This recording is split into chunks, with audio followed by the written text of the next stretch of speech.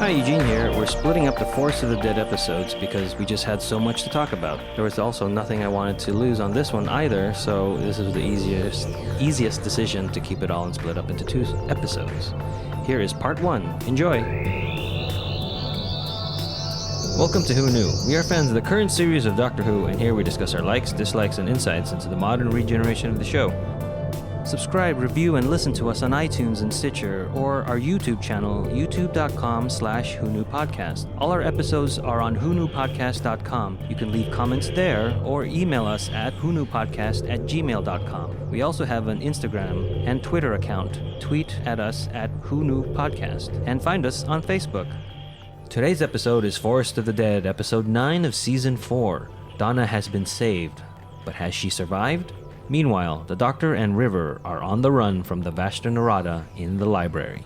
This episode is written by Stephen Moffat, directed by Euros Lyn. It originally aired on the 7th of June 2008 and was watched by 7.84 million viewers. Hi, this is Eugene. Let's introduce ourselves. Hi, this is Brian. Hi, this is Frank. I am Josh. Hello, this is Auburn. Hi, this is Arlene. And this is Heather via Skype.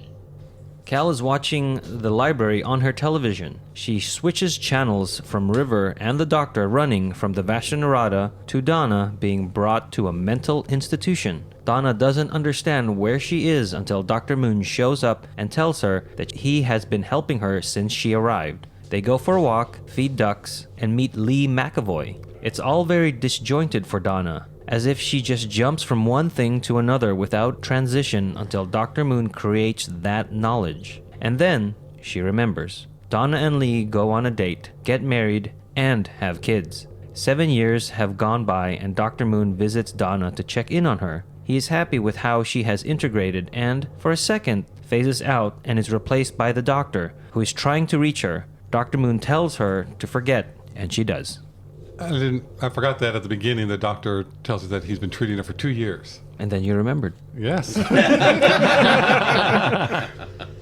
Yeah, I like how the editing of TV and film fits with the narrative that they're trying to tell Donna, like, you did this, and then you're doing that thing, and then you remembered, and then, yeah. I just really like that cuts work with the narrative. As with the previous episode, you start off right away thinking, what the hell is going on? Right. And I also like how we get right into Donna's story instead of like letting it fester a little bit, because the ending of the last episode was so like heart-wrenching with what happened to Donna. And here we see, even if she's not okay, she's at least alive, and we know what's going on with her. Yeah.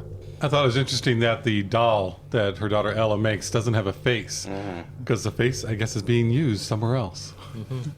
Oh, thank so you. they don't have that pattern or whatever. So it's just. And the clay doll was even like all sorts of color. It was kind of like television static. Am I remembering that right? Like I can see what you're saying. Yeah, what you're saying. Yeah. Like it wasn't a clearly Well, formed. her kid doesn't have much artistic ability. Right. It was a doll that only a mother could enjoy. It had arms and legs. And good word choice. I like integrated. You're fully integrated.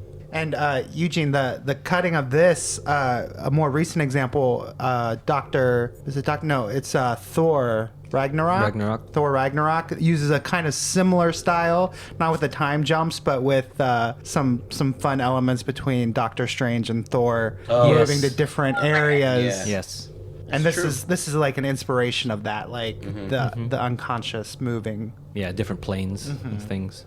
I think Catherine Tate really played it well, the confusion of it, and then even a little bit of her remembering, and then you're able to put really together that he gave her those memories in that moment. I did like what Eugene's saying, because as we're watching it, we don't think anything of it. We cut from one scene to another. That's what we're used to watching. And we fill in any other information we want anyway. Yeah, because in this instance, it's going linearly because Dr. Moon is instigating these leaps in time and space because she's, not in proper time and space. But with us, when we see a cut, it's more or less we fill in the gap, like Frank was saying. And I don't know, I never thought about it as a piece of narrative. Right. And this probably isn't really relevant to the episode, but I found myself wondering, since time is moving so quickly, what happens? Like, they must get to their deaths sooner rather than later. And then what, do they just reboot? No, I don't think they ever age. I just think the days just go on. Because someone actually says, "Do you remember when?" And then you're back there. So Good point. that's the whole thing. You just go, "You remember when?" And instead of actually having the fade out for a flashback sequence in the TV show, you go back there. Yeah. And I also think literally the Moon program is literally integrating her into the program. And then at the end of the scene, when he says, "I'm so glad that you fully integrated," now he can kind of go on autopilot with her. He doesn't, this like he took the first minute or so of her being in the program to give her 7 years of memory to literally give her a basis to calm down. And then now I think her psyche or whatever it is can live in this world and won't age but won't need to be visited by him all the time. Right. Unless she starts to kind of... Because now she's stable. She's got a husband, she's got a family, she's got a house, she's stable. When she first arrived, her psyche acted as if she was crazy, so he had to lead her through it. A nutter, yeah. Yeah, and you only become stable when you have children and a husband. Right. And that's what makes your life completely stable. That is what Donna always wanted.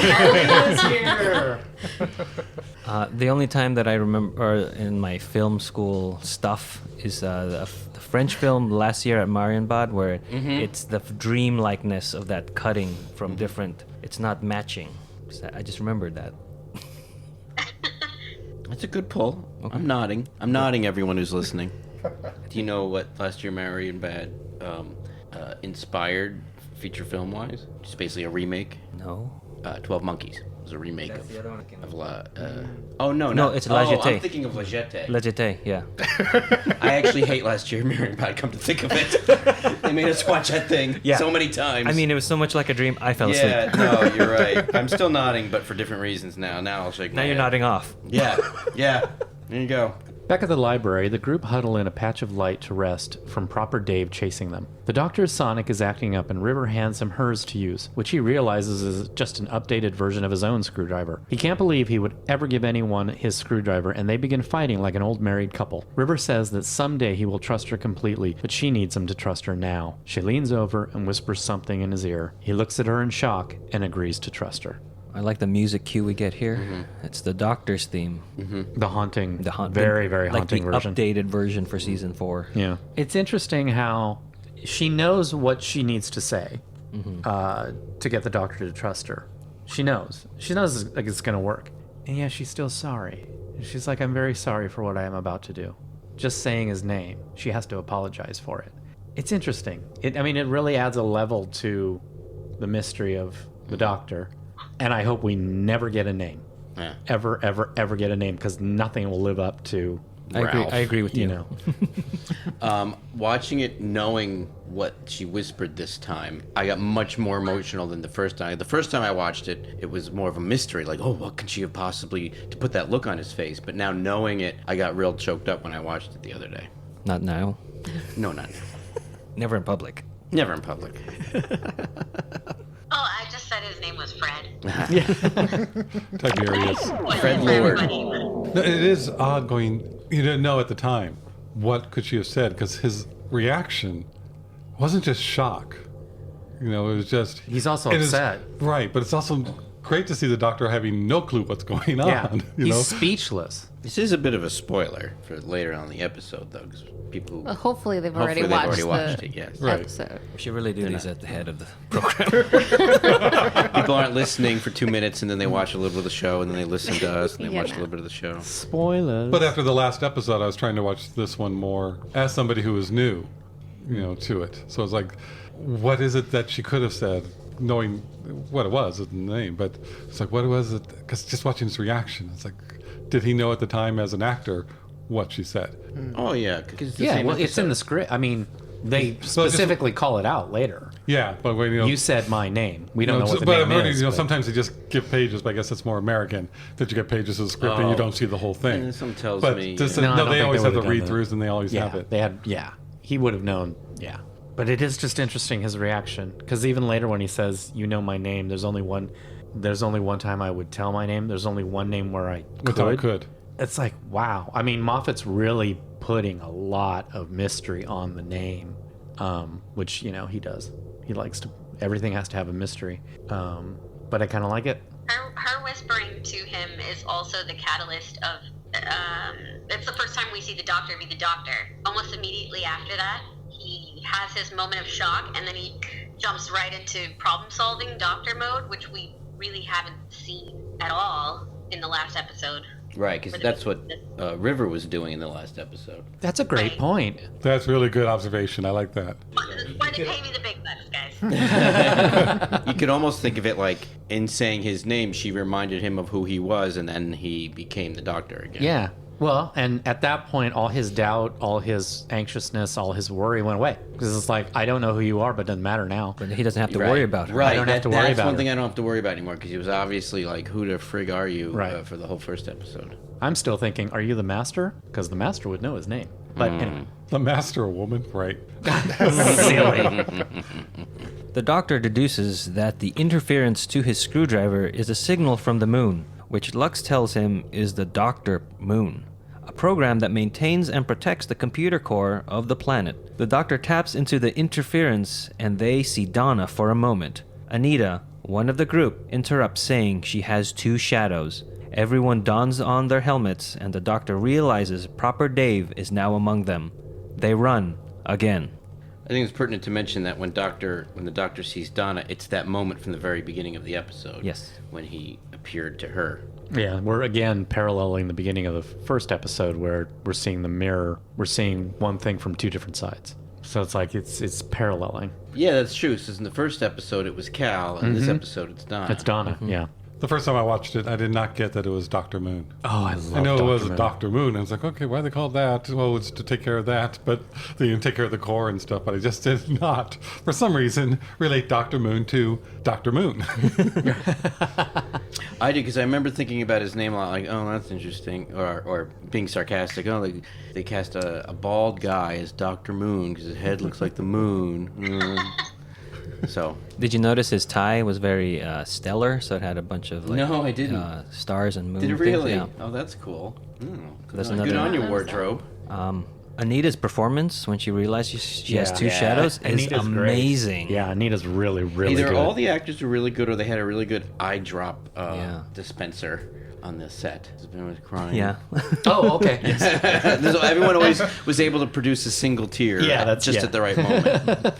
But I enjoyed how her moment and realization of I'm pretty much dead. Yeah. Is very subdued. She's like, guys, I want to warn you, but I have two shadows, and she's not like, I have two shadows. There's like a difference, and I like that they made that choice. And River, talking to her and going, okay, stay calm. She goes, okay, I know I'm going to die. I think tears are Appropriate. Yeah. for this. This is fine. I'm dealing with this. And I'm dealing it pretty well for Yeah. Yeah, I was like, that's good. And don't worry, you're going to live 5 minutes longer than you think. Or 10 minutes. Sorry. And then the Doctor figures out that Proper Dave is now in the room with them, and I feel like it's very much like Girl in the Fireplace, where he's like, there are two ticking sounds, Right. but that clock is broken. So he goes, if you said there are 5, why are there 6 bodies in this room? I love that. And now I catch it every time, rewatching it. Yeah. It's like, there he is. Nothing like a good math joke. That doesn't add up. I said a good math joke. That's why I said it, doesn't it? Yeah, and we just got done talking about this really serious, situation with Anita, and then it ends with this cartoonish, oh, the villain's right next to us, so we Yeah. got to run again. But I think they handle it really well, those Yeah, two worlds. they don't play it for the laugh. They don't play Right. it for the Scooby-Doo moment. Okay, I was gonna say, well, how did she run with them if she's got two shadows? But they put the suit on her. Okay. That's funny. Another She has the Scooby-Doo. two shadows, so she isn't dead yet. She isn't converted yet. yeah. They're just there. I don't know if you've And noticed. that I kind of justify. I mean, I don't know if anybody considers that to be like, why didn't they just eat her right away? The Doctor does make a line, it might even be in the previous episode, where he says, there's not that many of them. Yeah, the hot spot that he found, he's like, well, there's not that many of them. They'll attack when they have more. So I kind of feel like That's those true. kind of maybe latched onto Anita and just waited. And did you guys notice how they shot around the two shadows? Like, you could see when it was definite. There was like an effect shot that was good, but when they would cut to other times, like River would be in front of that spot, or a chair would be, or something like that. It was done well. I'm not a real fan of the way they do the shadows. You mean with the effects? Or the effects. Yeah, I mean, it didn't look real, but... I mean, they don't focus on it, so... Yeah. I mean, it doesn't detract from the episode, but it's like, But I guess I found it interesting when they cheated it, that if you actually were looking in that spot, there ain't no other shadow there. I like that, in so early on, we're beginning to get some of the answers to what is going on. Yeah. And so when we find out about Dr. Moon... Because I remember the first time watching this episode and they explained Dr. Moon is the computer that controls the viruses and gets all that kind of stuff. It's like, Dr. Moon, Moffat, you're good. I mean, it's just like, well, that was a satisfying answer to a mystery. Thank you, Stephen. Because you were wondering if he's the villain or not. Yeah. Cal has been watching this on her television and changes channels to watch Donna, who sees a veiled figure leaving a note for her that reads, "The world is wrong. Meet tomorrow at the park." Donna and the kids are now at the park. Donna approaches the veiled woman and tells her that she got her note the previous night. The woman tells her that she just left the note moments ago. Time moves like in a dream here. This world is not real. Donna wonders how this woman knows her, and she responds that they met in the library and she wants to return the kindness Donna showed her. She is Miss Evangelista. Normally, this is like stereotypical black veiled woman in Victorian dress.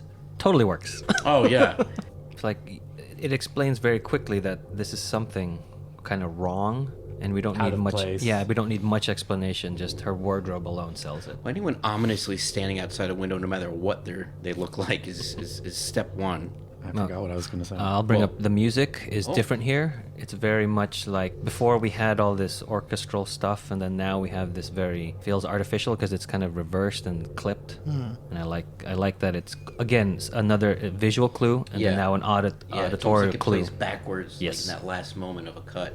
But off of the music, when Mr. Lux says, "Oh, that's just a Dr. Moon," earlier, there's this like little trill of music right underneath it that if you Revelation. know, yeah.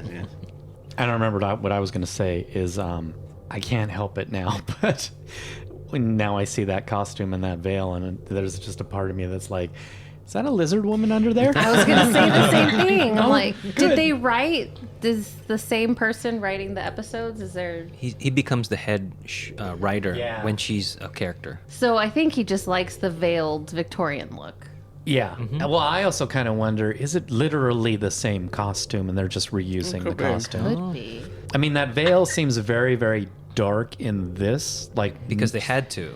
But they could yeah, just but replace the veil. Yeah. Because I look at that and I'm like, that's Vashta.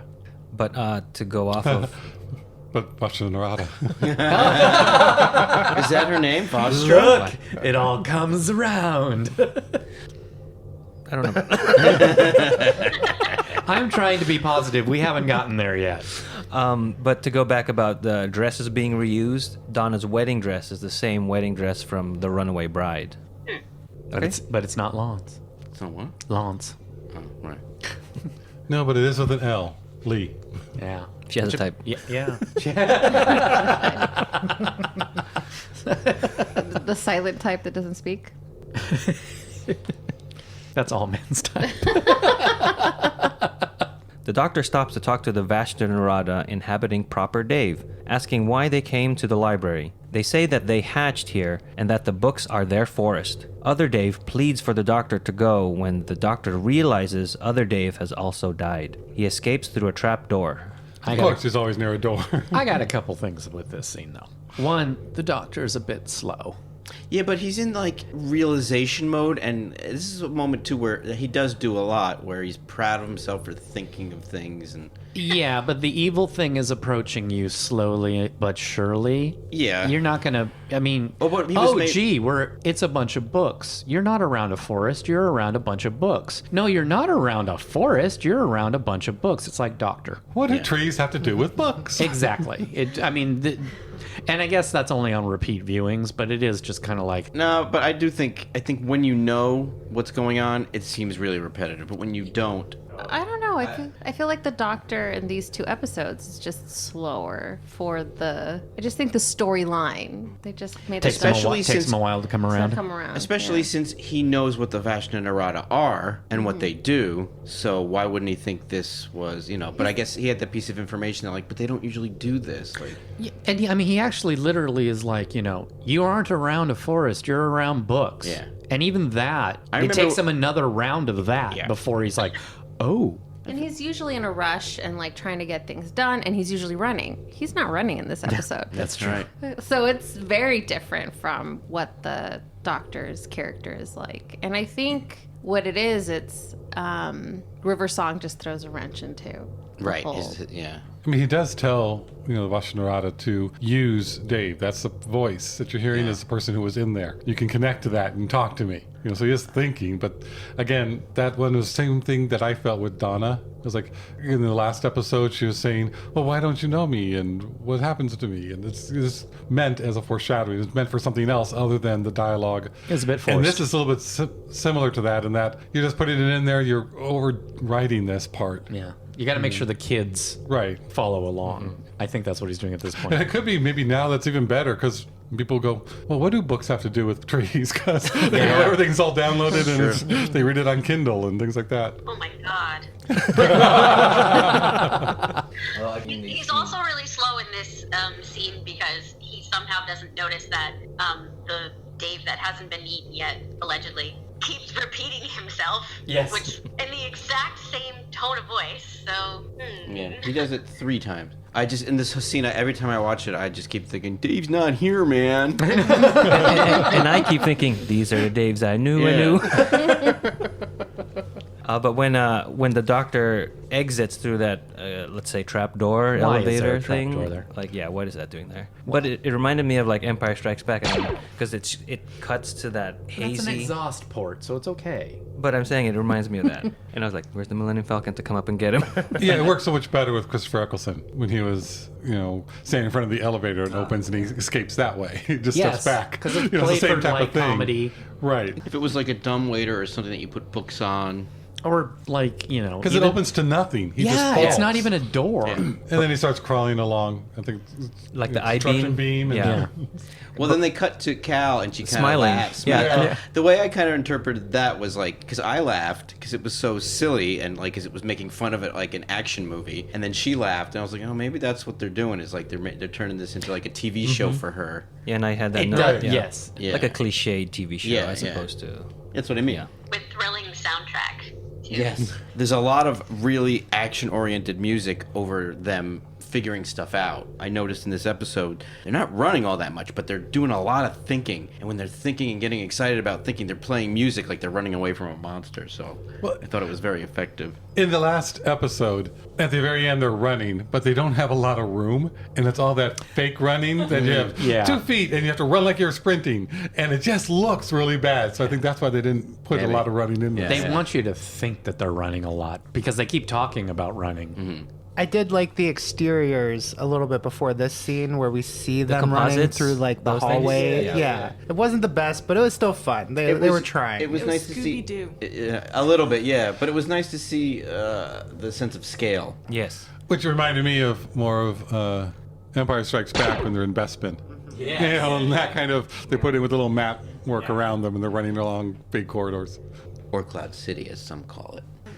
Evangelista wanted Donna to see the truth and thought the park was the easiest place for that. She tells Donna to look at the children. Donna looks, and all the children are the same boy and girl, even her own. Her children were never really alive, just computer simulations. Donna pulls off the veil to reveal a disfigured Evangelista, the result of a computer glitch during download.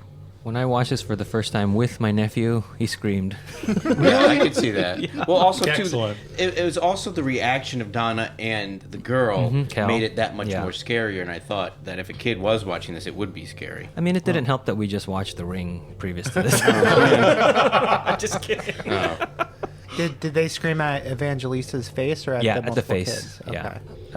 So I and d- also, did you notice on repeat viewings that you never really see the other kids except for brief flashes, like a red hat will fly or run under the screen, and then the boy's jacket goes up this So it's like you don't see the other kids, Right. but every time you do see something, they're copies. Yeah. I thought that was a great touch. Good. And I think this is where, if you are a parent and you're watching this, it must be a horrifying. Like Catherine Tate plays it so well, but just that idea, I think, is almost more horrifying than anything that's happening in the episode. I don't like kids, but the way she plays it makes me terrified. That's what I mean. It does kind of sort of, I mean, I know why they did it, but it does kind of sort of bug me how it's like, oh, there was a glitch in your download and it made you smart and ugly. That bugs me. Why? He Because it's he even points it out. Yeah, Well, and then yeah. she says it afterwards. I'm the best combination to being smart. Like No, I'm- for people to believe me. For people to believe me. The line I wrote it down is, in order to see absolute truth, you need to be brilliant and unloved. And unloved, and because she's ugly, she's unloved. And it's Yeah. just like, oh, Yeah. that's mean. It's a little too far. Well, and she's been there for a half hour Yeah, I was gonna say half hour. and hasn't found love yet. I mean, But how long has she been there in her own mind? Now she's aware because she is very different than anybody else because She's not integrated. she So- died and got Yeah. saved. So everybody else, hadn't gone to that point. She was just downloaded from there and quickly to try and save her and didn't know how to do it. So she came out wrong. And I wish they would have, having that figured is fine because that shows, Yeah. other things went wrong. But having the implication of that being ugly and that's why she's smart. I think it's a good idea. Is- It's just a poor choice of words Yes. because the fact is I'm not distracted by any emotionally romantic feelings, and I can just pursue knowledge and intellect unencumbered. But to choose the words unloved, meaning that's just It's derogatory. because the only way you can be smart is if you don't have a husband and have Right. children. Exactly. Again, harping on that same idea. No. The only way you're complete is if you have a husband and children. Right. And the only way a woman can be smart is if she doesn't have them. So Well, it's they didn't say smart though. It's truth because there are many people who are in denial about their kids, or they're in denial because of their kids, and emotion gets in the way of absolute truth. Is she alone unloved because does Dr. Moon know she's there? Because Dr. Moon seems to be the one that's like setting these people up to help them forget their current state. She's outside. She's so outside. she's outside, Yeah, right? She's So alone. She's not integrated. Yes. so I don't think Dr. Moon knows. It's only Right. Cal who. So I think think even if- that's the point. It's not that she hasn't been able to find a mate or find someone to love her. It's that she's outside of this whole sphere. But I agree, Josh. Like maybe they could have chosen a different word than It's just- unloved. that's- Just it's write a couple lines differently. Yeah. Because it really does kind of tie 'Cause to. I do think the idea. Gee, you're pretty and stupid. Yeah. And then that's- you're smart and ugly. Yeah, I mean, basically they flip the coin, which Yeah. is, good writing in essence. But, yes. you know. And also, I mean, like you said, I mean, your nephew had a great shock value moment from the Yeah. veil, so it's worth it for that. But don't. Being the Salvador Dali painting isn't bad because it does add that shock value. It's For what the they said record, afterwards. though, she was unloved when she was beautiful too. That's a good point. I like that. That is true. Well, she was stupid. Stupid people can find love. There are a lot of stupid yeah. people walking Isn't that right, around. Frank? Yeah. And see. Why is everyone laughing? No, I was happy. So if he's plankton, what does that make you? But I'm wondering, was that analogy to the doctor? He thinks he knows it all and he can see the truth because he's brilliant and he has But nobody to travels with because he's unloved. Or he doesn't love because that's too much for him. Or the so opposite. Is it the idea of to see the absolute truth, it's to parallel that of the doctor. I almost think the opposite because love gets in his way of seeing true truth. Seen through truth. Oh, it's True, Lee. true truth. True Not- truth. yeah, I was gonna see true truth. What is this, Cloud When I Atlas? go to the Jeez. door. We got a little bit of a stammer there. Take that. I really like the Auburn way. wishes. no comment. But I I'm just really- It's like watching a TV show where you can weirdly hear me sometimes. But is that the idea that emotion clouds judgment and Yeah. emotion, any emotion, love being what they wrote, Yeah. get you away from the truth because you're going to have that bias. Yeah, I just 'cause that one just kind of irritates me because it's like, and you only need to change like a sentence or two, and then it would be fine. Anita asks River about the Doctor, and she describes a different version of the Doctor that we know, a later incarnation. He has a really big chin. Yes, he does. The doctor stops her talking about him, and Anita admits she knows she is already dead and that his secrets are safe with her. The doctor reacts to the word safe. People say safe, not saved. The message they received 100 years ago was literal. The people were saved, downloaded in the system, waiting to be transported somewhere. Over the rain. No. We don't have the rights for that. Watching this, I mean, when I watched it earlier, it still confused me in a good way. Like, I think they explained it as well as they could have, but it was still like, what is going on? Like, it did take me a while to make that correlation, even when they spelled it out. But that's fine because it keeps me thinking as things go on. Mm-hmm. Between safe and saved. Yeah, like I wasn't getting what he was getting, but I knew he was getting something, and I was going to find it out at some point. So I liked it, but I don't like that just by choosing that word for Anita to speak at that point solved everything. It also made me feel really bad for Anita because it was instantly like, shut up, shut up, shut Yeah. up. I just felt like, and she's like, oh, well, that was my last moment to live, so okay. I got 5 minutes and then I'm out of here. well, she did that. Anita saved the day. And she is asking for trust, for hope, for something that the doctor got from when River told him something. She goes, I wanted that. I need that trust. I need that hope. Wait a minute, I just realized something. Go away. I'm epiphany Yeah, it's like now. she's giving this award-winning performance almost, and then all of a sudden, boom, we're done. But that's the thing. She's doing a really, really good job. And at this point, she's just an 80-yard voice. It's like they really hired really good people for this episode. You don't think she was in that outfit? She could be, but she could also for all not be. intents and purposes, Right, yeah. to us as a viewer, that could have been 80-yard. So I don't know if this is too much of a spoiler, but Go ahead. We've done many. Yeah. well, we've done the lizards and everything, but watching this, like the episodes back to back, I was watching it and I really liked River throughout the whole episode, and I didn't really like her very much later on in certain episodes, and then it, like, the progression, it dawned on me because she is the older version, more mature already, like the end of River, because we know this is where, again, spoiler, we know where this is where she ends. So this is the more mature, more like stable, more, Matt Smith's is not fun. Sometimes she's not fun. And then the doctor's the one that's kind of, he's silly and young and not the doctor she knows. Mm-hmm. So I thought it was a nice way of portraying it. Agreed. Oh, sorry.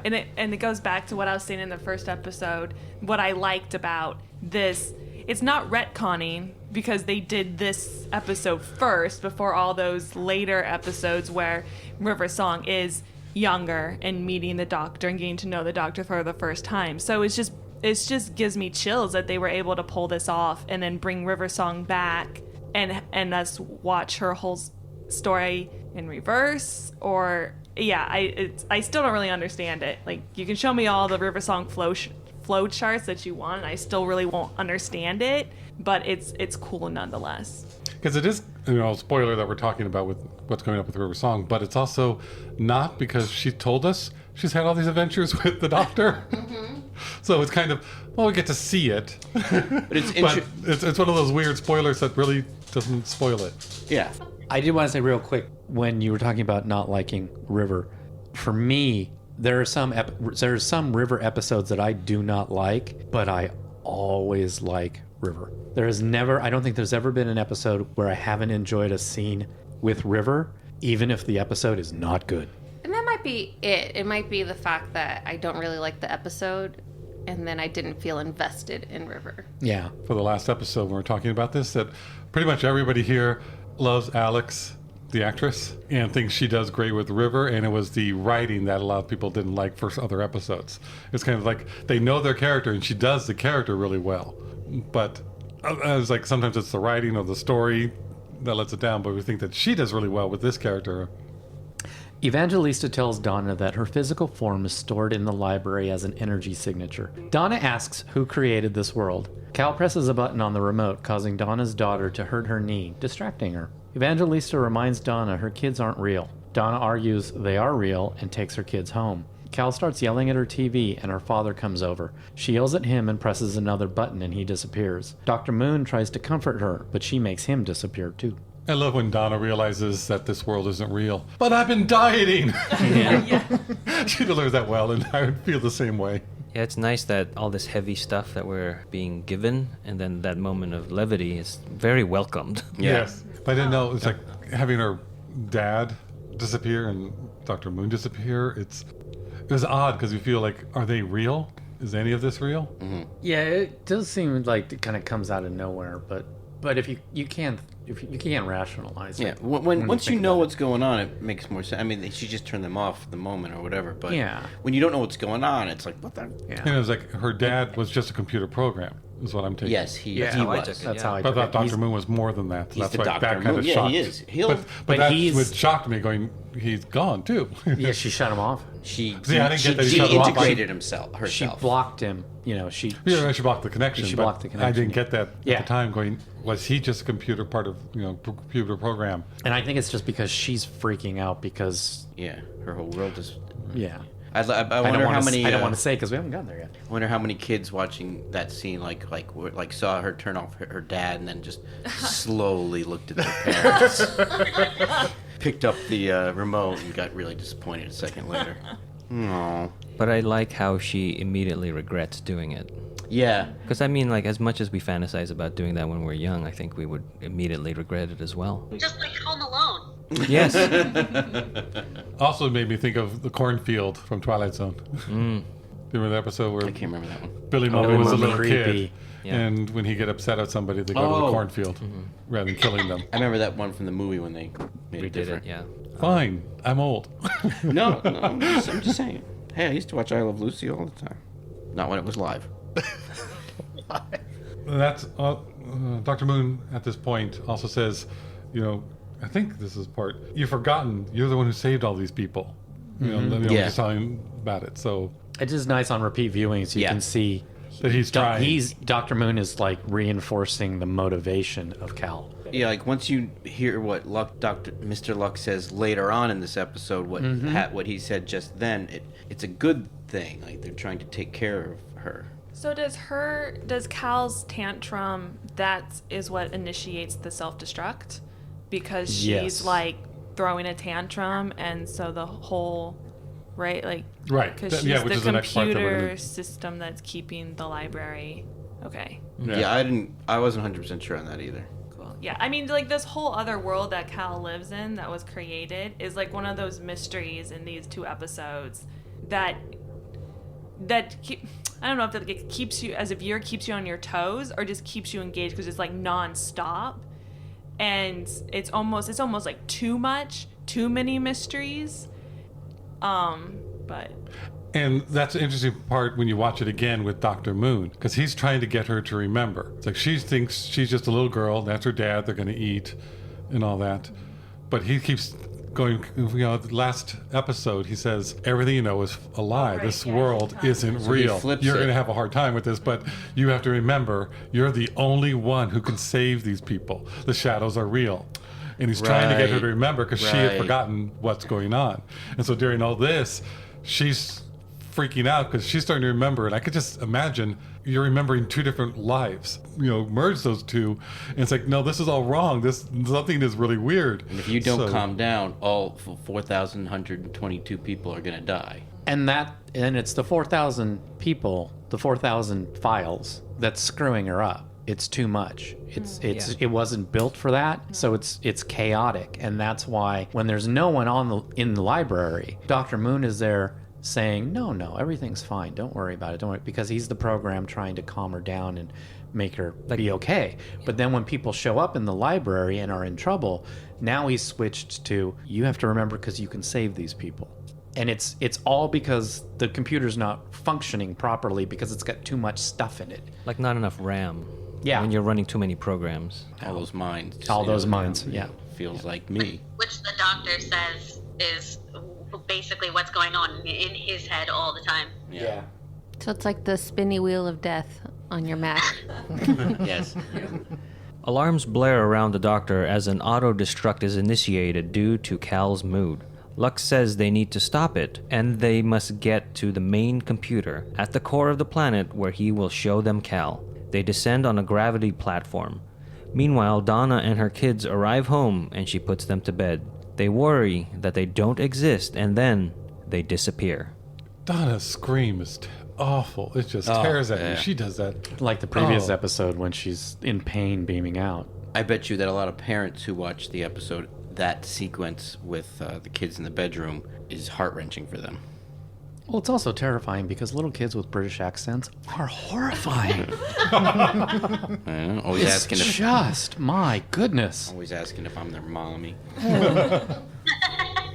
Sometimes it's like you're not here, Mommy. Oh my God, I wouldn't want to be near you either. Oh, stop that. This was where I was starting to feel the Twilight Zone, just the mood of it with the whole like dream world with the kids, but this is because we know it's coming, like we know that they're not long for this episode. But yeah, this was definitely like that emotional turmoil with Twilight Zone. Like you're waiting for that twist, that's whatever we're gonna discover. Yeah.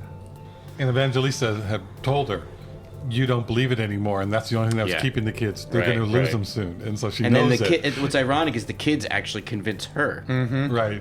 which is the kids are her subconscious. They're very smart, Stephen Marvin. She had just said that line about how, the kids are saying, when you close your eyes, it's like we're not there. And then she says, well, then I'll never close my eyes again. And then they disappear, and it was just ripped me apart. Well, And they have she to- shouldn't have blinked.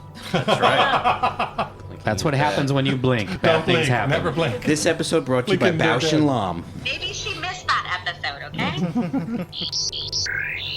That ends part 1 of our discussion of Forest of the Dead. Part 2 is coming up where we continue this fun discussion. Thanks for listening. We will see you next time when the future becomes the present. You just listened to an episode of Who Knew Podcast. Our wonderful theme music is by Michael Grady. Find him on Facebook at The Universe Explodes. All our episodes are engineered by me, Auburn. Find him at auburnbinkley.com. You can find this show in several places. Follow us on Twitter at Who Knew Podcast. Subscribe, review, and listen to us on iTunes and Stitcher. Or our YouTube channel, youtube.com/WhoKnewPodcast. Visit our Facebook page. Please leave comments, reviews, and click like to help support Who Knew Podcast. Also listen to us on your Amazon Echo by enabling a podcast skill. All of our episodes are on whoknewpodcast.com. This podcast is inspired by Doctor Who. The longest running sci-fi show in history. And especially the revival spearheaded by Russell T. Davis. Thanks to Russell, Sydney Newman. Verity Lambert. Ron Grainer. And all those involved in the adventures of our favorite Time Lord. Your work continues to inspire and entertain.